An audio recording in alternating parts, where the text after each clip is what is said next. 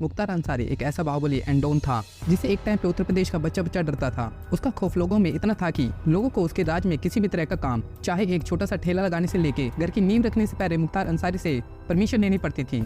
उसका खौफ इतना था कि लोगों को जिंदा रहने के लिए हफ्ता तक देना पड़ता था। अगर आप ऐसा नहीं करते तो पता नहीं किस ओर से मौत आपके दरवाजे पर दस्तक दे जाती। खौफ का एक अलग ही तांडव मुख्तार अंसारी के टाइम पे लोगों ने देखा था। वो जब भी बाहर निकलता तो पूरी पूरी गैंग लेके निकलता था। लोग अपने घरों में छुप जाते, टोल अपने आप खुल जाते। वो अपनी गैंग के साथ बंदूक लहराता, कानून का मजाक उड़ाता, खुद पुलिस की गाड़ियों में घूमता था। बंदूक से खेलना उसके लिए आम बात थी।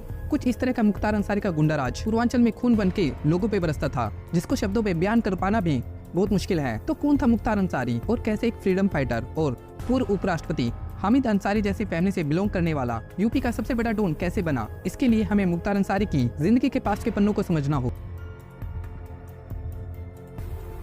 बात है 70 के दशक की। उस समय बनारस, बलिया, गाजीपुर, जौनपुर, कानपुर तक दो गैंग का डंका बजता था, साहिब सिंह गैंग और मुख्तार गैंग, जो 80 के दशक आते आते खूनी खेल में तब्दील हो चुका था, जिसके कारण पूरा पूर्वांचल खौफ के साए में जीने लगा था, क्योंकि आए दिन गोलीबाजी, लूटमार चलती रहती थी। और जब साहिब गैंग कमजोर पड़ा तो मुख्तार गैंग के सामने 90 के दशक में ब्रिजेश गैंग सामने आया। और इन दोनों का ही रेलवे, कोयला खनन, शराब, हर जगह बस इनका ही बोलबाला था। और यही वो टाइम था जब पहली बार 1991 में मुख्तार अंसारी को पुलिस ने अरेस्ट किया।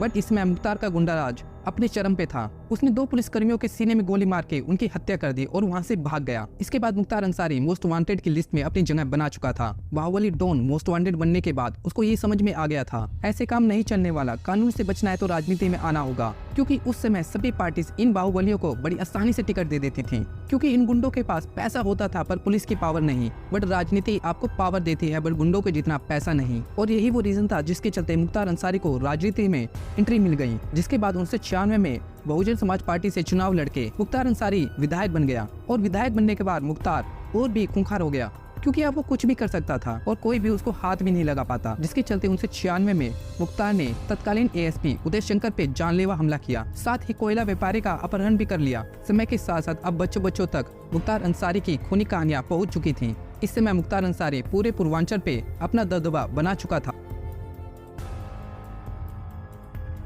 इसके बाद साल आया 2002, जब बीजेपी ने किशननंद राय को इलेक्शन में मुख्तार अंसारी के भाई अफजल अंसारी के सामने उम्मीदवार बनाया, जिसके बाद मुख्तार का भाई चुनाव हार गया और मुख्तार ने गुस्से में पूरे पूर्वांचल में दंगे करवा दिए। पूरा पूर्वांचल जलने लगा, जिसके बाद मुख्तार अंसारी को अरेस्ट किया गया। लेकिन मुख्तार कैसे भी अपने भाई अफजल अंसारी की हार का बदला किशननंद राय से लेना चाहता था। तो मुख्तार ने अपने मोस्ट वांटेड दोस्त मुन्ना बजरंगी और अतीकुर रहमान के साथ मिलकर प्लान बनाया और किशननंद राय को घेर के उसकी बुलेट प्रूफ गाड़ी में 400 गोलियां उतार दी, जिसके चलते किशननंद राय मौके पे ही मारा गया। उसके बाद उसने किशननंद राय की चोटी काट कर उसका मजाक भी बनाया। इस समय तक मुख्तार का खौफ इतना बढ़ चुका था, किशननंद राय की पत्नी के द्वारा FIR करवाने के बाद भी कोई भी पुलिसकर्मी मुख्तार को पकड़ने से डरता था, जिसके बाद ये केस CBI तक पहुंचा। बट वहाँ भी सभी गवाह एक एक करके मौत के डर से अपनी बात से पलट गए। और ये सब इसलिए भी हो पाया क्योंकि समाजवादी पार्टी और बहुजन समाज पार्टी दोनों का ही मुख्तार के ऊपर हाथ था। और जब ये हत्या प्लान की जा रही थी, उसी वक्त यूपी के DSP शैलेंद्र सिंह को खबर मिली कि मर्डर के लिए मुख्तार अंसारी को भारतीय सेना की अत्याधुनिक कार्बाइन चुरा के भेजी गई है। इसके बाद शैलेंद्र सिंह ने मुख्तार गैंग पर छापा मारा और उस कार्बाइन को बरामद कर लिया। पर जैसे ही ये बात यूपी के एक बड़े नेता को पता चली, शैलेंद्र सिंह पे FIR वापस लेने का दबाव बनाया गया, जिसके थोड़े ही दिन बाद शैलेंद्र सिंह को रेजिग्नेशन तक देना पड़ा। एंड उसके बाद भी दोबारा कोई भी ऐसी हरकत करने की कोशिश ना करे, उसके लिए शैलेंद्र सिंह को 1 साल के लिए जेल में भी डाला गया। छोड़ने का दर्द, नौकरी छोड़ने का नहीं दर्द, लेकिन कैसी परिस्थिति हम लोग जीते हैं, परिवार हम लोग जानते हैं किस तरह से जान बची है। आगे चल के 2009 में मुख्तार अंसारी को बनारस में मुरली मनोहर जोशी से चुनाव में हार मिली, जिसके बाद मायावती ने उसको पार्टी से बाहर निकाल दिया। बट इसके बाद भी मुख्तार अंसारी का गुंडा राज यूपी में कम नहीं हो रहा था।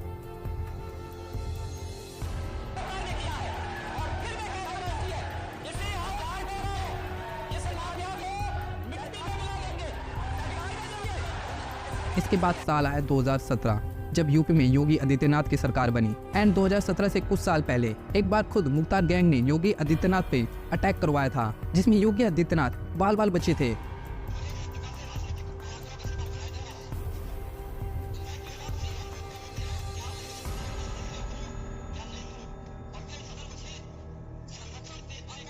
एंड चुनाव जीतने के बाद योगी आदित्यनाथ ये काफी अच्छे से जानते थे यूपी की कंडीशन किस हद तक खराब हो चुकी है, लोगों में खौफ किस हद तक है।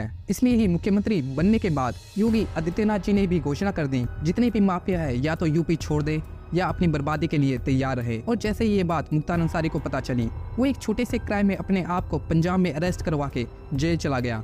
बट ये बात योगी जी भी जानते थे कि मुख्तार ने ये सब क्यों किया है, जिसके लिए कैसे न कैसे करके 2021 में मुख्तार अंसारी को यूपी की जेल में लाया गया।